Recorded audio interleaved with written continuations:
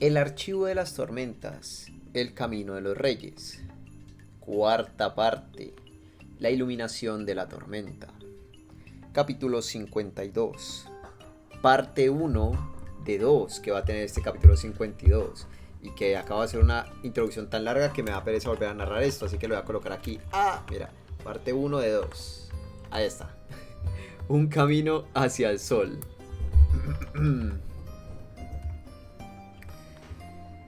Me encuentro junto al cadáver de un hermano. Estoy llorando. ¿Y su sangre o la mía? ¿Qué hemos hecho? Fechado Benavev, 1173, 107 segundos antes de la muerte. Sujeto, un marinero beden sin trabajo. Padre, dijo Adolin entrando en el salón de Dalinar, esto es una locura. Es adecuado, replicó Dalinar secamente, ya que parece que yo también estoy loco. Nunca he dicho que lo estuvieras.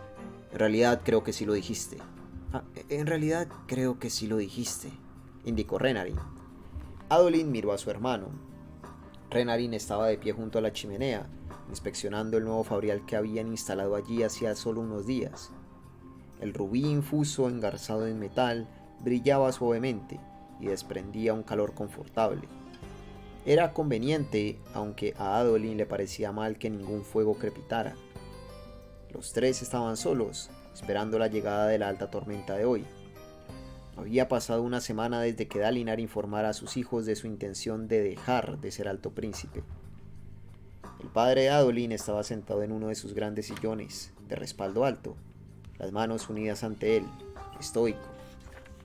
En los campamentos no se sabía todavía su decisión, benditos fueran los heraldos, pero pretendía hacer pronto el anuncio, tal vez en el banquete de esta noche. Muy bien, de acuerdo, dijo Adolin. Tal vez lo dije, pero no lo dije en serio, o al menos no pretendía que tuviera ese efecto en ti. Tuvimos esta discusión hace una semana, Adolin. Dalinar dijo en voz baja. Sí, y prometiste pensártelo. Lo he hecho. Mi decisión no ha cambiado. Adolin continuó caminando de un lado a otro. Renarin se irguió, mirándolo. Soy un necio, pensó Adolin. Pues claro que esto es lo que haría padre.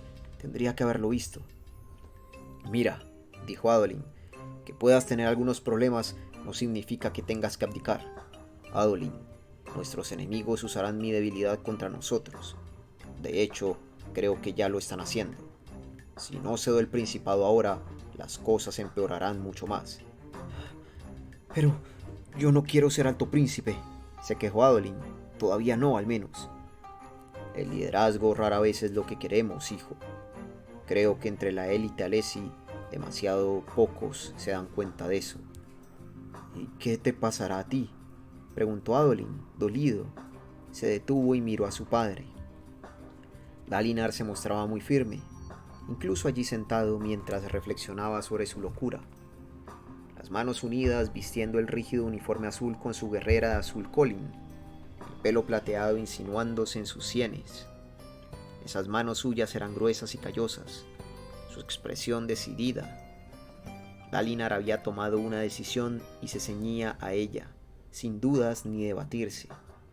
Loco o no, él era lo que Aleskar necesitaba, y, en su precipitación, Adolin había hecho lo que ningún guerrero había sido capaz de hacer en el campo de batalla: cortarle las piernas a Dalinar Kholin y expulsarlo derrotado.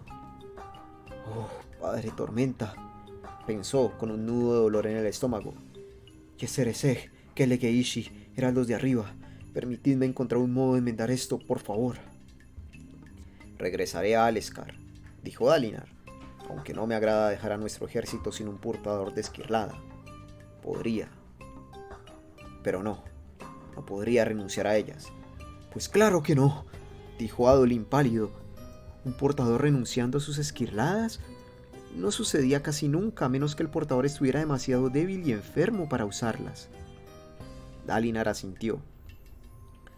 Me preocupa desde hace mucho tiempo que nuestra patria corra peligro, ahora que todos los portadores de esquirlada combaten aquí en las llanuras. Bien, quizá este camino de aires sea una bendición. Regresaré a Kholinar y ayudaré a la reina. Seré útil en la lucha contra las incursiones fronterizas. Tal vez los Reshi y los Veden sean más reacios a actuar contra nosotros si saben que van a enfrentarse a un portador completo. Es posible, dijo Adolin, pero también podrían reaccionar con una escalada bélica y empezar a enviar portadores en sus incursiones. Eso pareció preocupar a su padre. Yahkevet era el otro único reino de Roshar que posee un número sustancial de esquirladas, casi tantas como Aleskar. No habían entrado en guerra directa entre sí desde hacía siglos. Aleskar había estado demasiado dividida y otro tanto sucedía en Yahkevet. Pero si los dos reinos chocaban, habría una guerra como no se conocía desde los días de la hierocracia. Un trueno lejano retumbó en el exterior y Adolin se volvió bruscamente hacia su padre. Dalinar permaneció en su asiento, mirando hacia el oeste, al otro lado de la tormenta. Continuaremos esta discusión después, dijo Dalinar. Ahora debéis atarme los brazos al sillón. Adolin hizo una mueca, pero obedeció sin quejarse. Dalinar parpadeó y miró alrededor. Estaba en las almenas de una fortaleza de una sola muralla. Hecha con grandes bloques de piedra rojo oscuro, la muralla era alta y recta. Estaba construida a sotavento en la falla de una alta formación rocosa que se alzaba sobre una llanura de piedra, como una hoja mojada pegada en la grieta de un peñasco. Estas visiones parecen tan reales, pensó Dalinar, mirando a la lanza que tenía en la mano, y luego a su anticuado uniforme, una falda de tela y una pelliza de cuero. Era difícil recordar que en realidad estaba sentado en su sillón, atado de brazos. No podía sentir las cuerdas ni oír la alta tormenta. Pensó en esperar a que pasara la visión sin hacer nada. Si esto no era real, ¿por qué participar? Sin embargo, no acababa de creer. No podía creer por completo que estuviera ideando estos delirios por su cuenta. ¿Su decisión de abdicar en Adolin estaba motivada por sus dudas? ¿Estaba loco? ¿Malinterpretaba lo que ocurría? Como mínimo, ya no podía confiar en sí mismo. No sabía que era real y que no lo era. En una situación semejante, un hombre debía renunciar a su autoridad y resolver las cosas. Fuera como fuese, sentía la necesidad de vivir sus visiones, no de ignorarlas. Una parte desesperada de él todavía esperaba hallar una solución antes de verse forzado a la abdicación formal. No dejaba que esa parte ganara demasiado control. Un hombre tenía que hacer lo que debía. Pero Dalinar estaba dispuesto a aceptar lo siguiente. Trataría la visión como real mientras fuera parte de ella. Si había secretos que descubrir aquí, solo los encontraría siguiendo la corriente. Miró a su alrededor. ¿Qué le mostraban esta vez y por qué? La lanza era de buen acero, aunque su casco parecía de bronce. Uno de los 6 hombres que lo acompañaban en la muralla llevaba un peto de bronce. Otros 2 tenían uniformes de cuero remendados, cortados y vueltos a coser con grandes puntadas. Los hombres remoloneaban, mirando ociosos más allá de la muralla. Servicio de guardia, pensó Dalinar, acercándose a escrutar al paisaje. Esta formación rocosa se hallaba al final de una enorme llanura, el emplazamiento perfecto para una fortaleza. Ningún ejército podría acercarse sin ser visto. El aire era tan frío que pegotes de hielo se aferraban a la piedra en las esquinas en sombras. La luz del sol hacía poco por dispersar el frío y el clima explicaba la falta de hierba. Las hojas estarían recogidas en sus agujeros, esperando el alivio del tiempo primaveral. Dalinar se arrebujó en su capa, lo que impulsó a uno de sus compañeros a hacer lo mismo. Tormentoso tiempo, murmuró el hombre. ¿Cuánto más va a durar? Ya lleva 8 semanas. ¿8 semanas? ¿40 días de invierno seguidos? Eso era raro. A pesar del frío, los otros 3 soldados parecían cualquier cosa menos comprometidos con su deber de guardia. Uno incluso estaba dormitando. Permaneced alerta, les reprendió Dalinar. Ellos Lo miraron. El que estaba adormilado despertó parpadeando. Los tres parecían incrédulos. Uno de ellos, alto y pelirrojo, frunció el ceño. ¿Y eso lo dices tú, Lev? Dalinar reprimió una réplica. ¿Como quién lo veían? El aire frío convertía su aliento en vaho, y desde atrás pudo oír el sonido del metal que producían los hombres que trabajaban en las forjas y los yunques de abajo. Las puertas de la fortaleza estaban cerradas y las torres de arqueros a izquierda y derecha estaban ocupadas. Estaban en guerra, pero el servicio de guardia era siempre aburrido. Hacían falta soldados bien entrenados capaces de permanecer alerta durante horas y horas. Tal vez es por eso había tantos soldados aquí. Si la calidad de los ojos que vigilaban no podía asegurarse, entonces serviría la cantidad. Sin embargo, Dalinar tenía una ventaja. Las visiones nunca le mostraban episodios de paz ociosa. Lo enviaban a épocas de conflicto y cambio, momentos decisivos. Por eso, a pesar de las docenas de ojos vigilantes, fue el primero en localizar aquello. Allí, dijo, asomándose al borde de la áspera piedra almenada. ¿Qué es eso? El pelirrojo se hizo pantalla con una mano. Nada, una sombra. No, se está moviendo, dijo otro hombre. Parece gente en marcha. El corazón de Dalinar empezó a martillear de expectación cuando el pelirrojo dio la voz de alerta. Más arqueros acudieron a la almena preparando sus arcos. Los soldados se reunieron en el patio rojizo de abajo. Todo estaba hecho de la misma roca roja y Dalinar oyó a uno de los soldados referirse a este lugar como Fortaleza de la Fiebre de Piedra. Nunca había oído hablar de él. Los exploradores salieron a caballo de la fortaleza. ¿Por qué no tenían jinetes fuera allá? Tiene que ser el ejército de defensa de retaguardia, murmuró un soldado. No pueden haber rebasado nuestras líneas. No con los radiantes luchando. ¿Radiantes?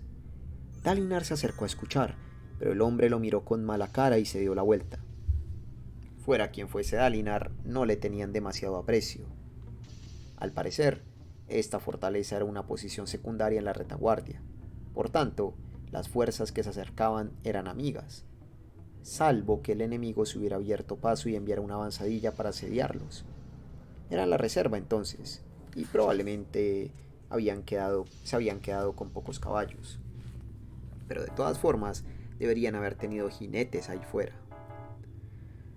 Cuando los exploradores regresaron finalmente a la fortaleza, llevaban banderas blancas. Dalinar miró a sus compañeros y confirmó sus sospechas al verlos relajarse. Blanco significaba amigos. ¿Pero lo habrían enviado aquí si fuera tan sencillo? Si esto era solo su mente, ¿fabricaría una visión simple y aburrida cuando nunca lo había hecho antes? Tenemos que estar alerta por si es una trampa, dijo Dalinar. Que alguien averigüe qué han visto esos exploradores. ¿Identificaron los estandartes solamente o pudieron verlos de cerca? Los otros soldados, incluyendo algunos de los arqueros que ahora llenaban la muralla, le dirigieron miradas de extrañeza. Dalinar maldijo en voz baja y miró de nuevo a la tropa que se acercaba. Tenía una sensación ominosa en la nuca. Ignorando las miradas, cogió su lanza y corrió por la muralla hasta que encontró una escalera sin barandilla que bajaba en zigzag desde lo alto. Había estado en esta fortificación antes y sabía cómo hacerlo para evitar el vértigo. Llegó abajo y, con la lanza en el hombro, se puso a buscar a alguien al mando. Los edificios de la fortaleza de la Fiebre de Piedra eran macizos y utilitarios, construidos unos contra otros a lo largo de las paredes de aquella falla. La mayoría tenían depósitos cuadrados en la parte superior para recoger la lluvia. Con buenos almacenes para la comida, o, con suerte, un moldeador de almas, esa fortaleza podría aguantar un asedio durante años. No sabía leer las insignias de rango, pero reconoció a un oficial cuando vio a uno con una capa rojo sangre con un grupo de guardias de honor. No llevaba cota de malla, solo una brillante coraza de bronce y cuero. y hablaba con uno de los exploradores. Dalinar corrió a su encuentro. Solo entonces vio que los ojos del hombre eran marrón oscuro. Eso le produjo un arrebato de incredulidad. Los que lo rodeaban trataban al hombre como si fuera un brillante señor. «La orden de los custodios de piedra, mi señor», decía el explorador todavía a caballo, «y gran número de corredores del viento, todos a pie». «¿Pero por qué?», preguntó el oficial ojos oscuros. «¿Por qué vienen aquí los heraldos? Deberían estar combatiendo a los demonios en el frente». «Mi señor», dijo el explorador, «nuestras órdenes eran regresar en cuanto los identificáramos». «Bien, volved y averiguad por qué están aquí», gritó el oficial, haciendo que el explorador diera un respingo antes de darse media vuelta y marcharse. Los radiantes, de un modo u otro, solían estar conectados con las visiones de Dalinar. Cuando el oficial empezó a dar órdenes a sus ayudantes diciéndoles que prepararan los refugios vacíos para los caballeros, Dalinar siguió al explorador hacia la muralla. Los hombres estaban allí agolpados junto a las troneras contemplando la llanura, como los de arriba. Llevaban uniformes diversos que parecían remendados. No eran un grupo harapiento, pero era evidente que vestían atuendos de segunda mano. El explorador salió por una puerta secundaria mientras Dalinar llegaba a la sombra de la enorme muralla y se acercaba a un grupo de soldados. «¿Qué pasa?», preguntó. «Los radiantes», dijo uno de los hombres, «han echado a correr». «Es casi como si fueran a atacar», comentó otro. Se rió ante lo ridículo que eso parecía, aunque había cierto tono de inseguridad en su voz. «¿Qué?», pensó Dalinar ansioso. «Dejadme ver». Sorprendentemente, los soldados lo dejaron pasar. Mientras avanzaba, Dalinar pudo sentir su confusión. Había dado la orden con la autoridad de un alto príncipe y unos ojos claros, y ellos habían obedecido instintivamente. Ahora que lo veían, se mostraban inseguros. ¿Qué hacía un simple guardia impartiendo órdenes? No les dio ninguna oportunidad de cuestionarlo. Subió a la plataforma junto a la muralla, donde una ventana rectangular se abría a la llanura. Era demasiado pequeña para que cupiese un hombre, pero lo bastante ancha para que los arqueros pudieran disparar. A través de ella, Dalinar vio que los soldados que se acercaban habían formado una clara línea. Hombres y mujeres, con brillantes armaduras esquirladas, cargaron. El explorador se detuvo a mirar a los portadores. Corrían hombro con hombro, ninguno fuera de sitio, como una ola cristalina. A medida que se fueron acercando, Dalinar pudo ver que sus armaduras no estaban pintadas, pero brillaban azules o ámbar en las juntas y en los glifos de delante, no como los otros radiantes que había visto en sus visiones.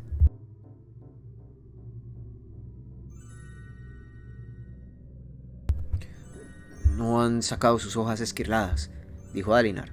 «Eso es buena señal». El explorador hizo retroceder a su caballo. Parecía haber 200 portadores allí fuera.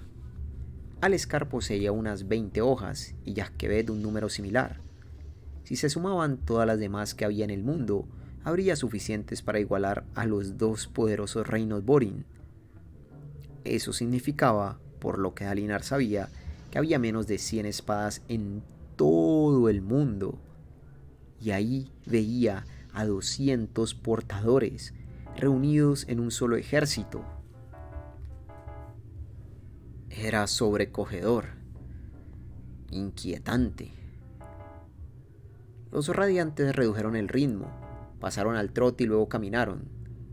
Los soldados que rodeaban a Dalinar permanecían en silencio. Los primeros radiantes se detuvieron en fila hasta quedar inmóviles. De repente, otros empezaron a caer del cielo. Golpeaban con el sonido de rocas quebrándose. Varadas de luz tormentosa brotaban de sus figuras. Todos estos brillaban en azul.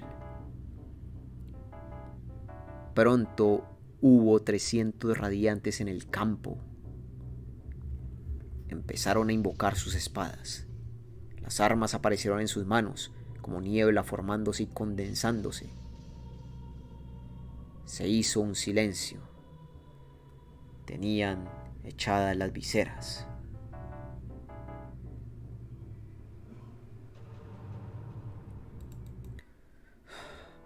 Si era buena señal que corrieran sin espadas, susurró uno de los hombres junto a Dalinar.